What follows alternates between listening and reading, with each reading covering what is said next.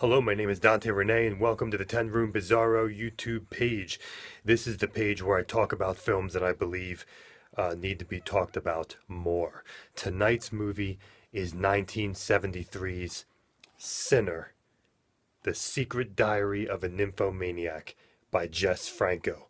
1973 was a huge year for Mr. Jess Franco, or in this film it's credited Jesus Franco Manera and also Clifford Brown as his pseudonym.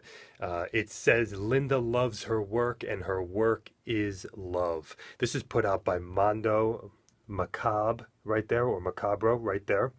A journey into the disturbed mind of a girl obsessed with sex. This is the back cover, and they always have the red case, as you can see right there. This film right here is something special, as if you are a fan of Mr. Jess Franco, look at this artwork on the cover. Amazing artwork, and they did a great job with the transfer here, and even have some great special features. Of course, an interview with Mr. Stephen Thrower. A lot of Mondo Macabre with Jess Franco have the interviews with Stephen Thrower, because Stephen Thrower is like a Jess Franco expert, and even has that Jess Franco book out as well. This is Sinner right here, folks. 1973. 1973 was a humongous year for Jess Franco. He released so many films this year. For 73, he released a lot of films on given years. This was not a guy who was doing one film a year. He would do 12 films in one year. 73 was a huge year. This film is a very dark film in subject matter for Jess Franco.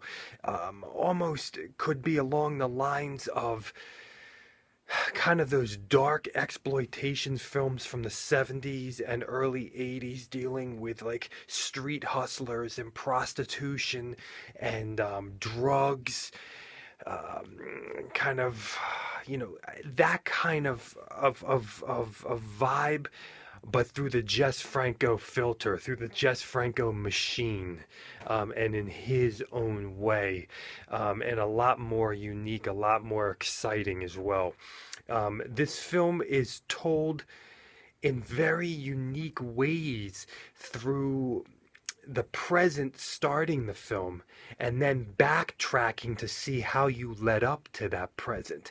But it's in the backtracking that is really unique, because the backtracking is done through storylines involving characters meeting up in the present, and also a diary, which is talked about in the title of the film. A diary that is read and a diary that is utilized. And all of the characters along the way, I couldn't help but think a little bit of the film Desperately Seeking Susan, as someone was trying to uncover the life of a character in a film by meeting up with the characters that character that she's interested in, kind of knew in her own life and lived with. So the film is really told in a flashback, but it's not just a solid flashback. It also routinely brings you into the present, and the characters that are in the flashback storyline are throughout the present as well, and new things are happening there. Now, in this film, we have a lot of Jess Franco regulars. We have Ann Liebert, we have Harry Vernon yet again in a smaller role though, and we also have Callie Hanza as well, the Cuban actress who was in a lot of Franco films in 1973. If we go, let's start off with the music of this film, like I like to do. The music in this film is awesome. It is awesome. If there should be a soundtrack, vinyl release or CD release of a soundtrack, this needs to get a soundtrack. It was done by two composers, as it says in the closing credits, and basically, we have some very unique styles for a Jess Franco film. We have some music that kind of sounds Middle Eastern, but then we have a really solid hard rock, psychedelic rock soundtrack to this film. At times it almost sounds like Black Sabbathy, 70s hard rock. And we have some very mystical, atmospheric pieces. We have, again, very psychedelic, ethnic pieces. And we have very dark pieces and dark, mystical, psychedelic pieces. And especially in the ways that the music is being utilized, it makes it all the more dark and weird and disturbing, especially in light of the drug usage in the film and the music that's being utilized there. We also have some really funky, groovy rock music in here, psychedelic rock music in here that you could picture almost, Rob Zombie using pieces in his band White Zombie or things like that. Like really groovy stuff, not as much of the jazz that you would hear in a lot of Jess Franco soundtracks. Now, the style of this film, you have a little bit of shakiness in the camera, you have some zooms, you have some leering voyeuristic type shots, but not too invasive on the female body, really. But what we really do have is we have Franco doing some really cool things with the camera. We have Franco doing some very daring, bizarre, wild things. Of course, Franco loves to kind of film through things, through gates, through fences, through wires. And in this particular film, there's one section of film that is so wild. You almost think it's the camera is a character, but it's not. It's Franco. He's actually filming through these bottles or through these glass-colored vases, and he's doing it so abruptly, so on purpose, that he's filming things that are going on, and he just wants to go through the glass, through the different colored vases. So he is doing some very daring, wild things in this film, and he has sections in here that are very, very moody, very like these long sections with no dialogue, predominantly in the beginning of the film, that are very moody and like you're in an alternate reality, like you're in an alternate world, specifically this carnival section of the film.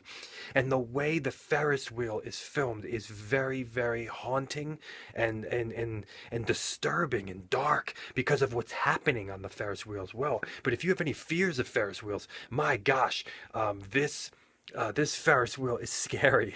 And you can tell he's doing guerrilla filmmaking on the streets and at the carnival too, because people will routinely kind of look at the camera who aren't in the frame, who aren't in the film. So he really has a lot of mood and a lot of style going on here. We routinely, in terms of the atmospheres, my gosh, we have amazing, these amazing lush places. This one place in particular that has a porch with a view that you would die for, man. What a view! Oh my gosh! And then we have these awesome club sequences. The first beginning of the film, as soon as the film starts, my gosh, it goes right into it, and it's one of the most spectacular, lit, wild, just moody club sequences, theater show sequences that Franco has done. I mean, it's really unbelievable. And he saves the credits for the end of the film, which is really unique for this film as well, although there's a title card at the beginning that's really wild. So you really have all those different settings, and you kind of have this kind of isolated apartment, and where a lot of things happen. And the acting in this film also, the lead, the sinner, the nymphomaniac. I don't believe I've seen her before. And she was, she was just kind of confusing and confused and out there exactly what her role needed, and Callie Hansa, my gosh, she played a humongous role in this film, and a humongous role sexually in this film. I would argue she was really the core sexual focus of this film, and she looked awesome. And everybody looked great. The lead was attractive, and the sex scenes in this film are really mostly lesbian in nature, and hands, not really hands touching. And you're seeing everything, but it's mostly hands rubbing and touching, um, and the camera kind of going into certain areas, but not too invasive, as I said before, not too explicit actually, but definitely very erotic, very very erotic, especially with Callie and the lead. There's fantastic outfits and jewelry in this film, lots of jewelry in this film, and there's a character in this film where you can almost see you have the drug culture and you also have the rehabilitation culture, and a very disturbing thing that happens there as well, Mr. Howard Vernon. And you also see kind of a married couple that's the complete opposite. They never look at each other naked. They only have sex in the dark, and yet the husband is going out with prostitutes. And there are these themes also in this film of sex being the way to cure just the suffering and pain in life, but also drugs as well. Um, and there's the themes of just kind of wanting to escape, and then at the same time just being completely lost.